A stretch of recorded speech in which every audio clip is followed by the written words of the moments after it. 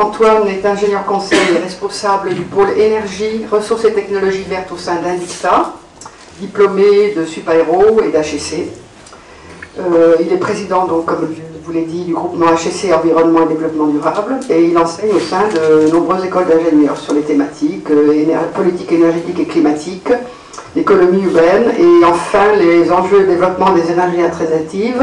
notamment sur les énergies marines. D'ailleurs, en juin, Antoine nous parlera des énergies marines avec une autre personne de Centrale Énergie. Et je vais vous parler alors assez brièvement, une petite demi-heure, effectivement de la montée en puissance assez remarquable de la Chine dans les énergies renouvelables, en décryptant deux modèles de référence qui sont aujourd'hui passés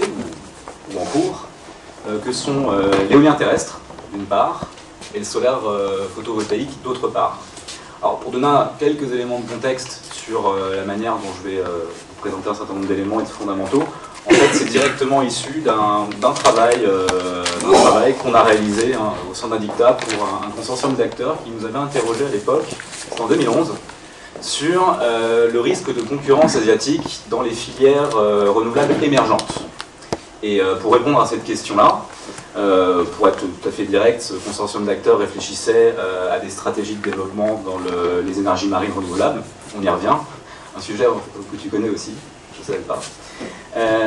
Et bref, et donc pour développer une modélisation du degré de résistance des technologies émergentes et notamment des énergies renouvelables et du risque de concurrence asiatique apparent qu'on pouvait anticiper, on a étalonné finalement ce modèle sur des choses qui se sont déjà passées. Nous sommes en 2013, à l'époque on était en 2011, et le déclenchement finalement des investissements chinois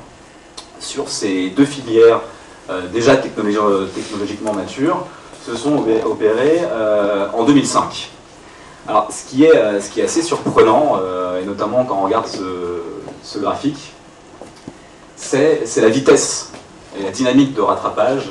des industriels chinois sur ces deux technologies. Alors, on ne va pas reprendre les fondamentaux classiques, je suis sûr en plus que la majorité d'entre vous les connaissent parfaitement bien, mais en gros, et pour faire très court, ces deux filières renouvelables, elles étaient déjà d'ailleurs en 2005 ce qu'on appelle technologiquement matures, c'est-à-dire qu'en gros on avait déjà un retour d'expérience à petite échelle, certes, on avait déjà un retour d'expérience de plus de 20 ans, ce qui est d'ailleurs une période, je dis 20 ans, je choisis ce chiffre-là, parce que c'est une période qui était,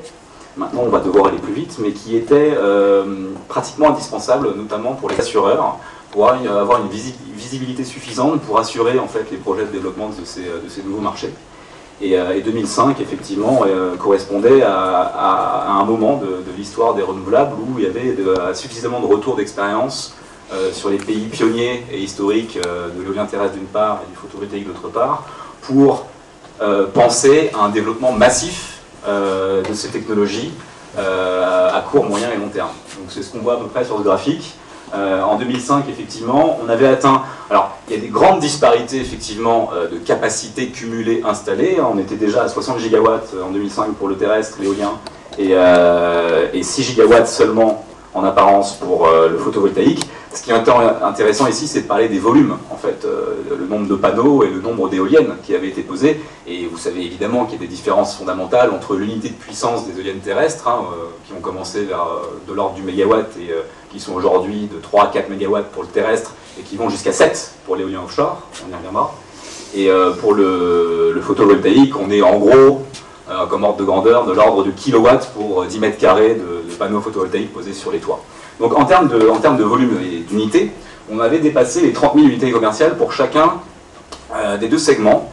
Et avec un retour d'expérience, encore une fois, dans les pays historiques, le Japon, l'Allemagne pour le photovoltaïque, le nord de l'Europe notamment pour l'éolien terrestre. Et on avait une visibilité suffisante pour déclencher des investissements massifs au niveau mondial et viser des taux de croissance qui se sont réalisés finalement. On a déjà un retour de 7 ans par rapport à cette date de 2005, où effectivement il y a un véritable décollage sur les deux filières, et des taux de croissance qui dépassaient les 25% annuels sur ces deux filières. Ce qui est intéressant, pourquoi on a décidé dans cette mission de conseil qu'on a donc réalisée en 2011 pour des clients, d'étalonner un modèle de résistance des technologies à la fois sur l'éolien terrestre et sur le solaire photovoltaïque, parce que on observe énormément de disparités dans les stratégies d'approche et les stratégies de pénétration qu'ont mis en œuvre les industriels chinois sur ces deux technologies. Et on est vraiment sur deux modèles très différents, et c'est ça que je veux vous présenter aujourd'hui pour laisser la place à Emmanuel, qui est le véritable expert des stratégies chinoises et qui vous en parlera bien évidemment beaucoup mieux que moi. Quelques chiffres clés pour vous donner quelques éléments de repère et de différence entre ces deux filières. Au début des années 2000 et jusqu'au 2003, 2004, 2005, l'industrie chinoise était quasi absente de ces deux marchés. En moins de 5 ans, la Chine est devenue en 2010 le grand leader mondial de l'éolien terrestre, à la fois sur les capacités cumulées installées et sur le marché annuel. Je reste factuel pour tenter de vous présenter un décryptage par la suite. En ce qui concerne l'industrie du solaire, ça s'est passé de manière totalement différente. Donc, sur l'exemple du l'éolien terrestre, les industriels chinois ont installé des technologies éoliennes terrestres dans leur pays, sur le marché domestique, et visent d'ailleurs aujourd'hui l'exportation de leur technologie donc sur d'autres territoires, mais avec le concept qu'on appelle souvent dans le monde de la mer le sea proven, c'est faire chez soi d'abord pour ensuite rayonner à l'international. Donc on est plutôt sur un développement relativement classique, on va dire, du développement de marché. Pour l'industrie solaire, c'est totalement différent. Les Chinois n'ont à ce jour pratiquement pas installé eux-mêmes des panneaux photovoltaïques dans les pays à forte demande, l'Allemagne, le Japon, etc. Mais ils ont en fait racheté des lignes de production accessibles autour des années 2005 pour plutôt centrer définir une stratégie centrée sur la production chez soi à bas coût et pour pouvoir livrer par conteneur et par porte-conteneur entier des milliers de panneaux photovoltaïques partout dans le monde. C'est quand même un produit, comme on s'en déjà noté, qui est particulièrement adapté au transport, notamment au transport par boîte, par les porte-conteneurs. Et puis vous connaissez aussi sans doute le développement massif de ce type de transport depuis une trentaine d'années. Aujourd'hui, les porte-conteneurs sont des navires géants qui font pratiquement un demi-hectare, ils font 300 mètres de long. On peut mettre 18 000 boîtes de 20 pieds, enfin bon, c'est des espèces de plateformes maritimes absolument gigantesques qui permettent effectivement de rendre le coût du transport extrêmement bas, et notamment pour des produits qui sont très bien transportables, et le panneau photovoltaïque est un très bon exemple. Alors, les résultats factuels sur l'industrie chinoise et le solaire photovoltaïque sont radicalement différents de ce que j'ai pu vous présenter sur l'éolien terrestre, puisque aujourd'hui on a dépassé les 100 gigawatts annuels, installés encore une fois dans le monde entier. La Chine a une part de marché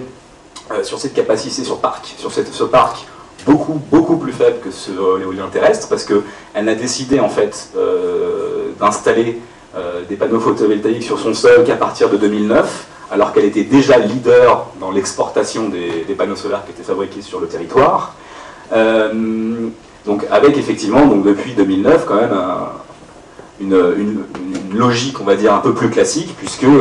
depuis cette année seulement, on est quand même déjà leader en termes de production, depuis cette année, le marché chinois du photovoltaïque est le deuxième marché mondial en termes d'installation annuelle après l'Allemagne. Alors qu'encore une fois, avant 2008, on avait à peine 100 MW de panneaux solaires photovoltaïques installés en Chine, même pas 100 MW en 2008, et l'année dernière on en a installé 3500. Alors, au-delà de ces quelques chiffres qui sont plutôt factuels, on va rentrer effectivement dans le décryptage des deux stratégies extrêmement différentes qui ont été mises en œuvre par l'industrie chinoise pour pénétrer ces nouveaux marchés et s'imposer en tant que leader mondial, puisque c'est le cas aujourd'hui.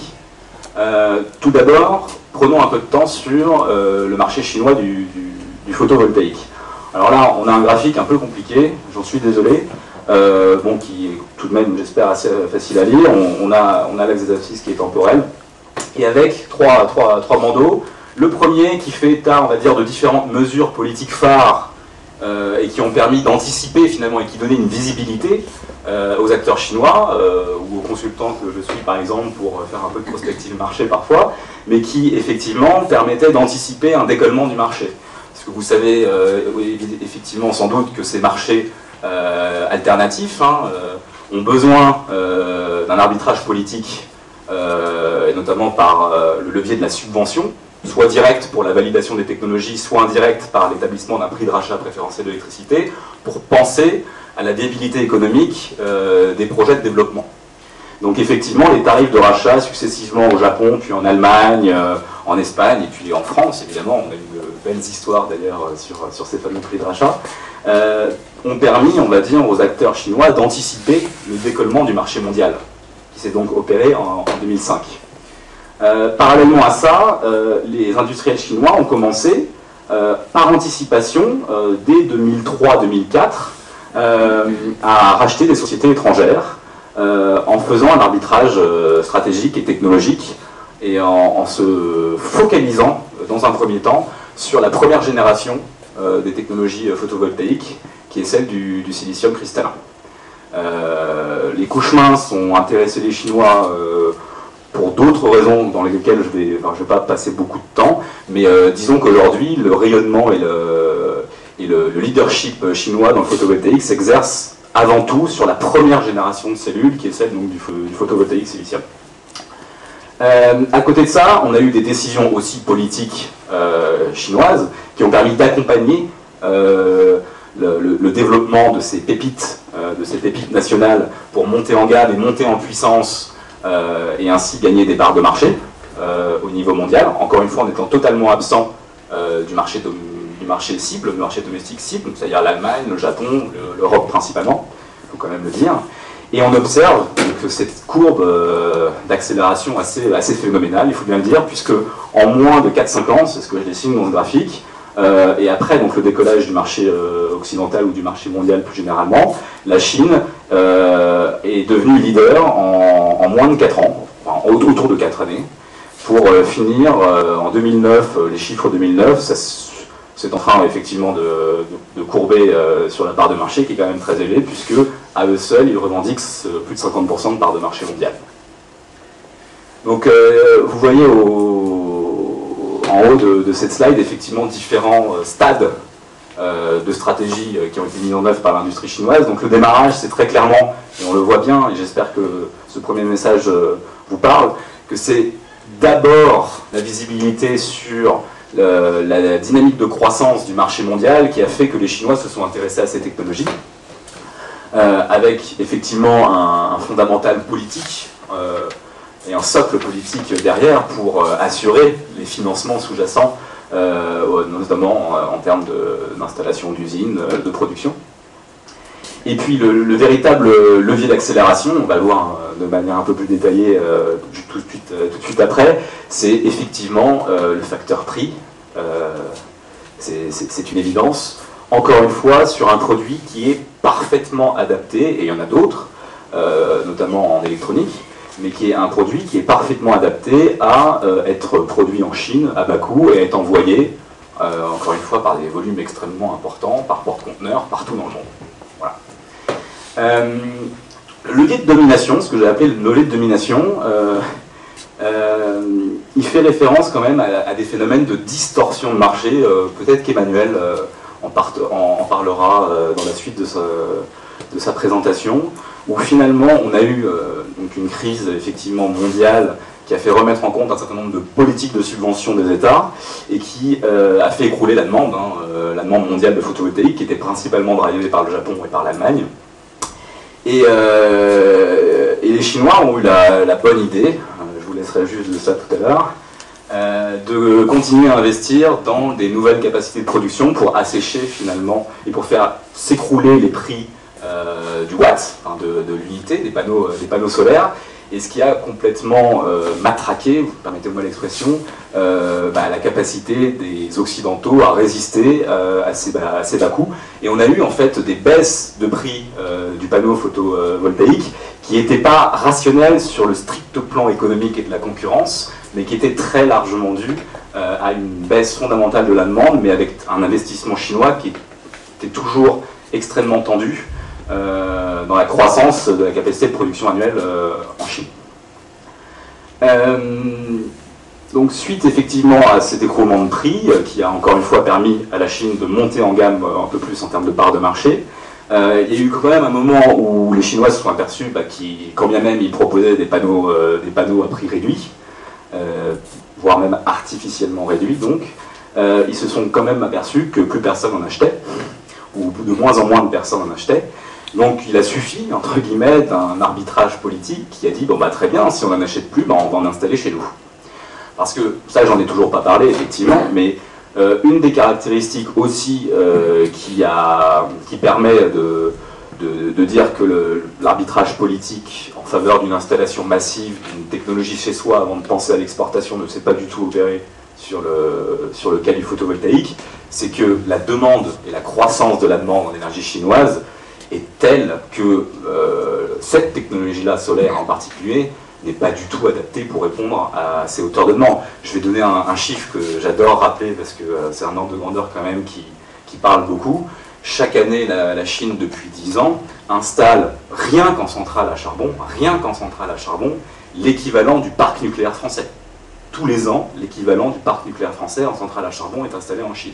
Et par ailleurs, la Chine est le leader d'installation des turbines à gaz, le leader d'installation du nucléaire, le leader de l'installation de l'hydroélectricité, et comme je vous l'ai dit en ouverture, le leader de l'éolien terrestre. Donc en fait, il est leader partout parce qu'il a une demande en énergie, qui est sa croissance économique phénoménale, qui est absolument,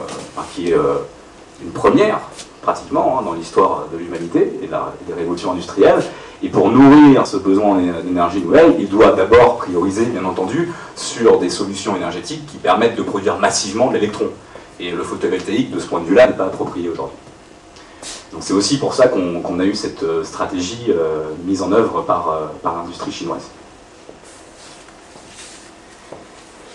Donc je vais passer rapidement sur ces slides, qui étaient juste un commentaire pour dire que les Chinois se sont concentrés sur cette première génération de cellules photovoltaïques, qui est celle donc, du silicium cristallin, et on va dire s'est concentré aussi d'ailleurs dans la spécialisation vraiment d'une technologie extrêmement standardisée qu'on ne va pratiquement pas toucher. Et en fait, là je mets la filière aval, en fait c'est l'aval de la filière amont, hein. C'est-à-dire qu'ils se sont concentrés sur la fabrication des modules, en laissant, on va dire, le leadership américain historique sur la technologie du silicium cristallin à proprement parler, et pour encore une fois miser sur une exportation massive par porte-conteneur des modules finis, sans investir l'aval de la chaîne qui par ailleurs est extrêmement rémunérateur en termes sur la valeur ajoutée globale de la chaîne de valeur. Effectivement, la valeur elle est aussi et beaucoup sur l'aval, sur l'installation, etc. Mais encore une fois, l'effet volume et l'effet prix suffisaient pour contenter, on va dire, la rentabilité de l'investissement chinois. Alors sur le cas de l'éolien terrestre, encore une fois, c'est totalement différent. On n'est pas du tout sur les mêmes fondamentaux stratégiques mis en œuvre par les Chinois. On est donc sur un marché un peu plus classique, en quelque sorte, où en fait, pour acquérir, donc déjà, ils ont fait à peu près pareil que pour le photovoltaïque, donc ils ont racheté plutôt des licences de fabrication et des licences de design. Et je reviendrai pourquoi c'est intéressant de faire la nuance là-dessus par rapport au photovoltaïque. Et donc ils ont racheté, donc ils ont accédé à une technologie par rachat, effectivement, de design donc, et de production, et ils ont d'abord, et dans un premier temps, investi massivement sur leur marché domestique pour grimper en gamme. Et aujourd'hui, la Chine, en moins de 5 ans, encore une fois, le rouge ici était totalement absent en 2005, et aujourd'hui, la Chine, c'est plus de 25% de part de marché mondial en termes de capacité installée, dans le parc total d'éoliennes terrestres. On voit bien ici la montée en puissance du marché chinois, qui est représenté ici, qui est une courbe qui est en fait encore même plus élevée que les taux de croissance du marché mondial en moyenne. On a un temps de rattrapage technologique, j'y reviendrai aussi un tout petit peu plus tard, qui est un tout petit peu plus long que le photovoltaïque, dans la mesure en fait où les Chinois, encore une fois, ils n'ont pas racheté une technologie totalement mature et standardisée qu'on ne touche pas, mais plutôt des licences de design dans lesquelles ils ont injecté de l'innovation pour se mettre à niveau par rapport à la dynamique d'innovation qu'il y avait sur ce marché-là, qui est beaucoup plus importante que sur le marché du photovoltaïque. C'est ce que l'on représente sur ce graphique-là, où on voit finalement, dans un laps de temps entre 1980 et de nos jours, et l'exemple donc de j'ai oublié de les dire, pardon, de deux acteurs leaders aujourd'hui sur leur marché domestique et donc sur le marché mondial, puisque le marché domestique c'est le plus grand marché du monde, de Goldwind et Sinovel, qui sont deux noms importants de l'industrie chinoise de l'éolien terrestre. Et puis j'ai mis ici la stratégie de montée en gamme, on va dire, d'un industriel de l'éolien terrestre historique et leader que vous connaissez tous, qui s'appelle Vestas. Et on voit effectivement les sauts capacitaires et la montée en fait en gamme et en taille des turbines, qui a permis à Vestas à chaque fois de garder un coup d'avance, en tout cas dans les premières années, par rapport au rattrapage des industriels chinois qui arrivaient encore une fois tout juste sur le marché. Alors au début, effectivement, on voit des temps de rattrapage des Sinovel et Goldwind qui sont de l'ordre de 5 à 6 ans, et on voit ce temps se raccourcir au fur et à mesure parce que, encore une fois, les industriels chinois ne se sont pas contentés de racheter un produit standard en essayant de parier sur une économie d'échelle et une économie de coût, mais plutôt en injectant de l'innovation pour pouvoir justement s'ajuster par rapport à la montée en gamme et à l'innovation produit des grands leaders mondiaux de l'époque, Vestas, ici en l'occurrence dans cet exemple. Et puis il y avait aussi peut-être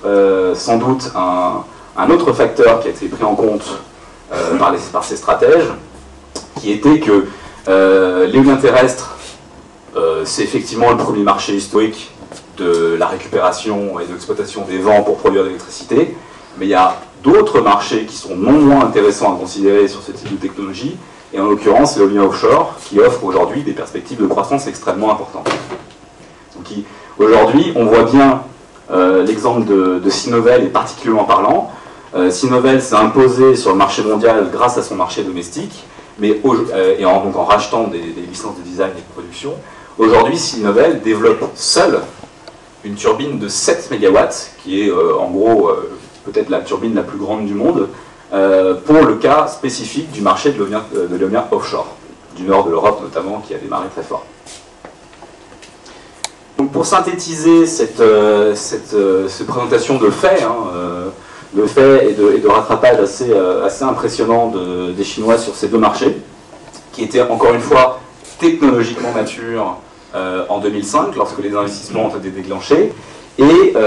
dont le démarrage, on va dire, d'une phase de croissance extrêmement soutenue pouvait être anticipé en sachant décrypter les politiques de subvention des États, et notamment des pays occidentaux. Alors, sur le modèle, donc c'est comme ça qu'on a eu l'idée de structurer le décryptage des stratégies chinoises et de la stratégie concurrentielle chinoise sur ces marchés-là, sous l'aune de plusieurs, ce que je vais appeler des macro-critères. En premier lieu, des critères qu'on qualifie comme étant déterminants pour lancer des investissements,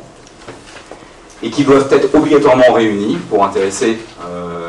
l'industrie chinoise. Le premier d'entre eux, j'espère vous avoir convaincu avec le rappel de ces chiffres-là, c'est bien l'attractivité du marché mondial. Qu'est-ce que je peux en espérer dans les 20 prochaines années, dans les 30 prochaines années, pour pouvoir rentabiliser l'investissement et irriguer et gagner en part de marché sur le plan mondial.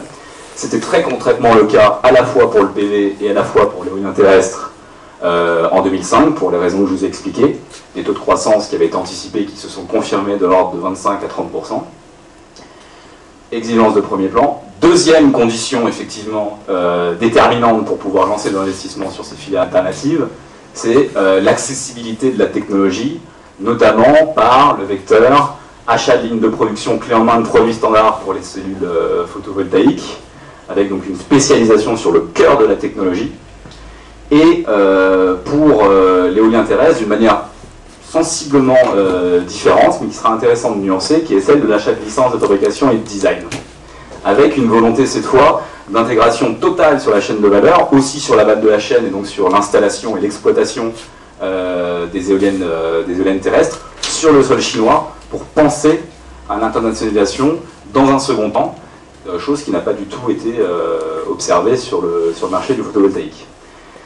Deux autres macro-critères qui comptent pour pouvoir décrypter les stratégies chinoises sur les marchés des renouvelables, qu'on qualifie cette fois de critique, parce qu'elles ne doivent pas forcément être toutes validées pour pouvoir assurer cette stratégie de pénétration, mais elles conditionnent en quelque sorte le choix de la typologie de la stratégie qui va être mise en œuvre. Alors très concrètement sur le modèle photovoltaïque, et sur ce premier macro-critère qui est celui de l'attractivité du marché domestique, de mon marché, donc du marché chinois en l'occurrence, très concrètement, je vous en ai expliqué les principales raisons. Le panneau photovoltaïque de première génération n'intéresse pas du tout la politique énergétique chinoise. Elle ne va pas du tout nourrir la croissance de sa demande telle que je vous l'ai présentée. C'était c'était sensiblement très différent pour l'éolien terrestre, qui est une technologie qui permet de produire beaucoup plus de mégawattheures au mètre carré, si on parle de densité énergétique, mais qui permet en fait, qui est un produit qui permet de penser à des dizaines, voire des centaines de gigawatts sur son territoire à une échéance de 20 à 30 ans, qui est un chiffre 100, 200, 300 gigawatts, qui est un chiffre qui intéresse beaucoup plus les politiques chinois que quelques gigawatts de photovoltaïque. Donc il y avait vraiment une première différence fondamentale sur l'attractivité du marché chinois vis-à-vis de ces deux technologies, et qui ont conditionné la typologie de la stratégie qui a été mise en œuvre. Deuxième critère qui nous semble essentiel, et qui est peut-être le plus évident, finalement, à prendre en compte pour pouvoir différencier les modèles d'approche, c'est ce que j'ai appelé ici les contraintes logistiques. En gros, pour faire simple, un panneau photovoltaïque fabriqué en Chine, il peut être livré partout dans le monde à coût compétitif. Une éolienne terrestre, et ça sera encore plus vrai pour les éoliennes offshore, qui sont pratiquement des tours Eiffel. L'éolienne offshore dont je vous parlais de Sinovel, qui fait 7 MW, si elle sort un jour, et il y en a de toute façon qui sortiront si c'est pas Sinovel qui la sort en premier, c'est en gros des objets qui font, en comptant les fondations, plus de 250 mètres de hauteur. Donc on va dire que la capacité à transporter des produits finis ou même semi-finis, c'est-à-dire le mât et les pales, est à un coût de transport prohibitif. Alors au-delà, il y a un débat d'experts là-dessus en ce moment, notamment en mer du Nord, qui est en gros de l'ordre de 400 à 500 km, on va dire. Au-delà d'un rayon de 500 km par rapport au hub d'assemblage ou à l'usine de production à côté des côtes, pour pouvoir le livrer par la mer, au-dessus de 500 km, on devient plus cher, même à coût bas chinois, par rapport à un industriel qui se serait implanté sur la zone proche du projet en question. Donc il y a effectivement cette capacité d'exportation qui était absolument limitée pour les éoliennes terrestres, et qui ont donc orienté les Chinois vers un modèle beaucoup plus classique qu'on connaît déjà tous, soit dans plein de filières différentes, ou dans plein de pays différents et plein d'industriels différents qui ont visé des statuts de leadership mondial, où finalement il faut d'abord s'imposer sur son marché pour penser l'exportation de ces technologies. Le modèle photovoltaïque, lui, il est donc radicalement différent, et il est fondé, en tout cas dans les premières années, sur une stratégie du tout export, sans être intéressé par implanter des panneaux photovoltaïques chez soi, mais en irriguant effectivement la demande allemande, la demande japonaise, et plus globalement de tous les pays qui avaient envie d'installer des panneaux photovoltaïques. Un point important quand même sur cette spécificité de l'éolien terrestre, c'est que le fait d'avoir ses propres technologies qu'on installe chez soi, ça permet d'avoir une visibilité sur lesquelles les Chinois n'avaient pas sur le photovoltaïque, c'est de voir les conditions d'exploitation de sa technologie sur une durée longue de 5, 10, 15, 20 ans, pour comprendre effectivement les points de robustesse dans les conditions d'exploitation qui peuvent être très différentes pour les pays, ou les points de faiblesse. Et ce qui permet ensuite de revenir sur l'accessibilité à la technologie et de pouvoir redesigner, réinnover sur des technologies qu'on a pu acheter et qui d'ailleurs sont très rapidement devenues obsolètes du fait de la montée en gamme des Vestas et des autres leaders historiques occidentaux. Voilà, donc ces quatre grands macro-critères, encore une fois, c'est celle que je vous propose aujourd'hui, on pourra nuancer, au plaisir de répondre à des questions s'il y en a là-dessus. C'est un moyen de penser, de manière un peu simplificatrice sans doute, mais de penser et de décrypter finalement les stratégies qui ont été mises en œuvre par les industriels chinois pour viser ce statut de leadership mondial sur deux marchés sur lesquels ils étaient totalement inexistants en 2005 et sur lesquels, en moins de 5 ans, on va dire, ils se sont hissés au rang des premiers.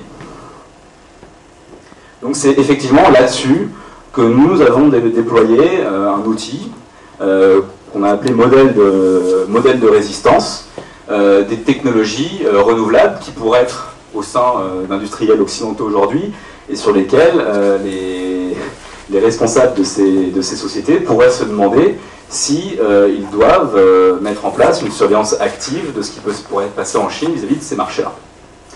Donc, je passe sur les définitions. Ce qui est important sur cette slide, c'est de considérer le marché des ENR, des énergies renouvelables, plutôt comme étant ce qu'on a appelé le modèle de marché, c'est-à-dire où on a bien vu que ces critères déterminants étaient d'abord focalisés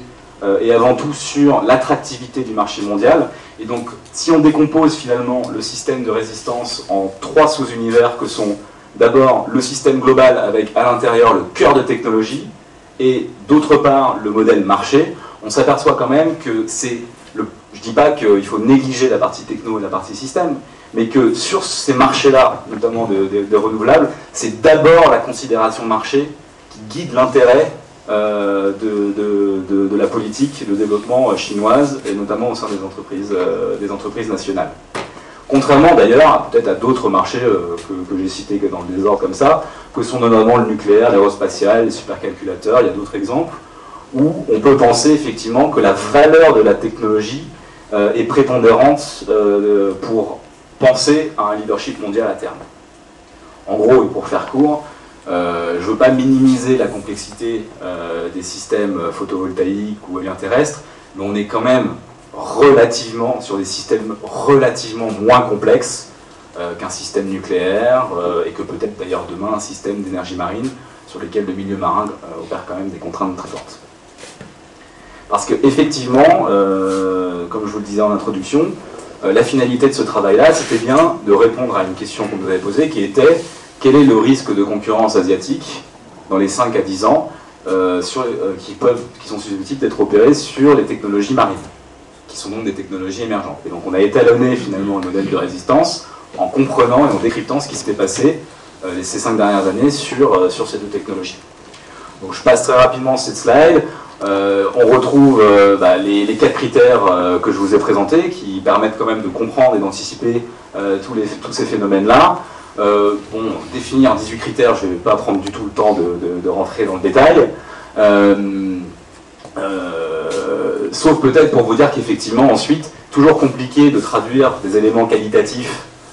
dans des chiffres et dans des analyses et de modélisation. Donc c'est vrai qu'on a eu recours pour ce travail-là, notamment à ce qu'on appelle la méthode Delphi, qui consiste finalement à établir avec un panel d'experts un système de qualification et de notation de critères, qualitatifs ou quantitatifs, et surtout de pondération de ces critères pour évaluer lesquels sont les plus importants.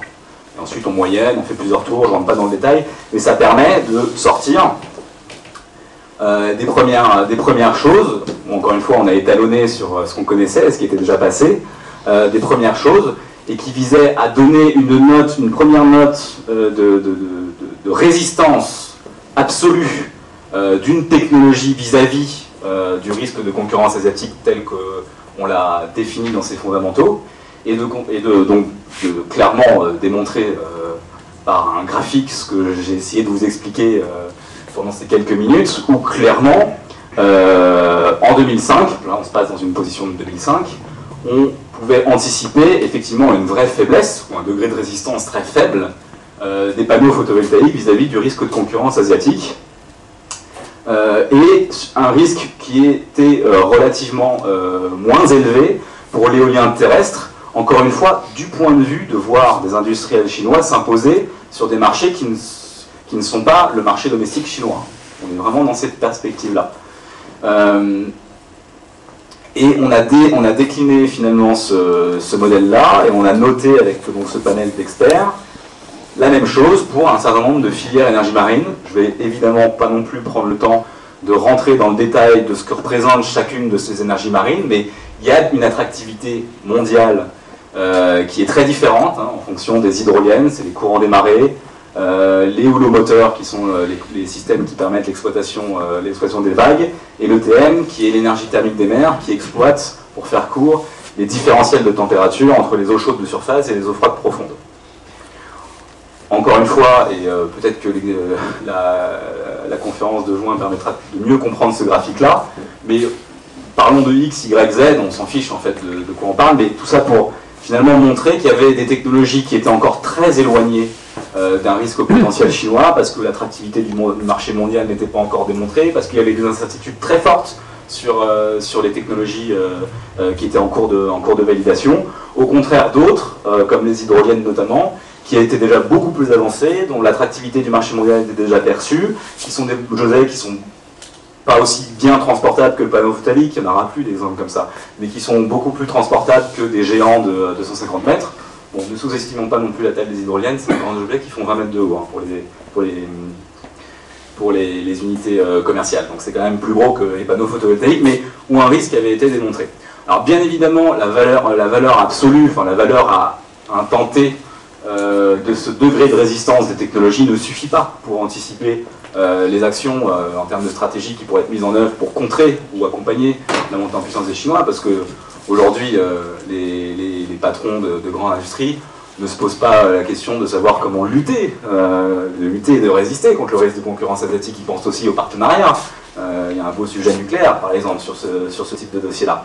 Et donc, on est allé chercher finalement la prospective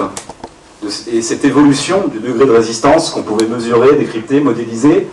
sur ces différentes filières, avec effectivement, on l'a bien vu sur le photovoltaïque, déjà un démarrage très compliqué en termes de fragilité, et qui ne fera que s'accentuer au fur et à mesure qu'on restera sur cette première technologie. On avait identifié d'ailleurs des moyens de relever le degré de résistance de ces technologies-là, notamment par des nouvelles générations de panneaux, qui devaient quand même faire la différence sur l'unité d'œuvre la plus pertinente, qui est celle du coût complet de production, l'euro au mégawattheure. C'est-à-dire en gros essayer de trouver des technologies qui sont peut-être un petit peu plus chères que les Chinois, mais dont le rendement est supérieur, qui est au global, qui permettent d'avoir un prix du kilowattheure qui est plus compétitif que utiliser un panneau chinois. Et donc de ce point de vue-là, il y a effectivement le solaire thermodynamique, qui est une nouvelle filière très différente du PV, donc de toute façon ça allait remonter effectivement ce risque de concurrence, mais aussi des technologies de troisième génération pour les cellules, c'est loin d'être prêt, mais aussi des technologies de tracker par exemple,